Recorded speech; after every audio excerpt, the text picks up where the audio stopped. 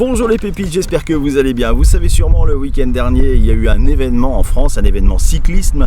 Il s'agit du Tour de Vendée édition 2023 qui s'était lancé depuis Mouilleron-Saint-Germain, la commune qui a vu naître Georges Clémenceau et autres maréchals de Lattre de Tassigny.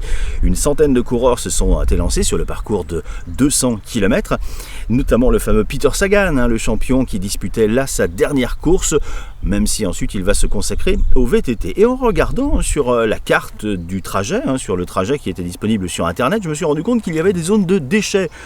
Comment ça? Presque devant chez moi, comment ça se fait? Alors, je me suis renseigné auprès de notre cousin Fabrice, qui lui-même est un cycliste acharné, qui a fait le Mont Ventoux il n'y a pas très longtemps, 1212 mètres, donc le cyclisme, il en connaît un rayon.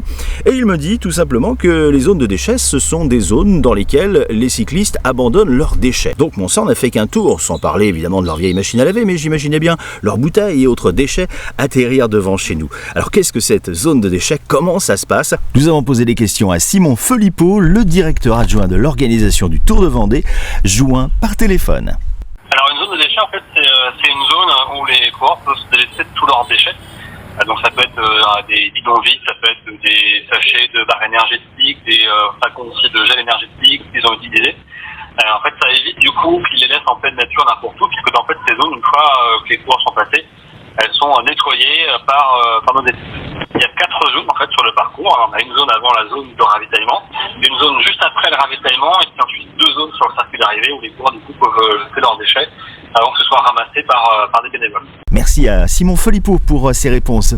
Voilà, vous le saviez sûrement, mais pas moi, et je tenais donc à vous rassurer, il n'y a pas de pollution sur le Tour de Vendée et sur ces 200 km de longueur. Et pendant l'interview, vous avez pu voir aussi de belles images, de très belles images de cette course, signée Isabelle Béger et Anaïs Carloni qui étaient sur place. Alors, à propos de déchets, vous le saviez sûrement, il existe la voiture balai. Alors pour un défilé ou une manifestation, une voiture balai, c'est la voiture qui assure le nettoyage à la fin de l'événement. Et en cyclisme, les voitures balai étaient plutôt destinées à ramener les cyclistes qui étaient éliminés, à vérifier aussi s'ils ne rentraient pas par un autre moyen qu'à vélo. Vous le saviez sûrement, tous les liens sont dans la description, notamment vers le site officiel du Tour de Vendée et également la vidéo de TV Vendée qui vient de sortir sur l'interview de Peter Sagan, super intéressante, et puis également un lien vers Wikipédia sur l'histoire des voitures balais. Ah merci, c'est sympa.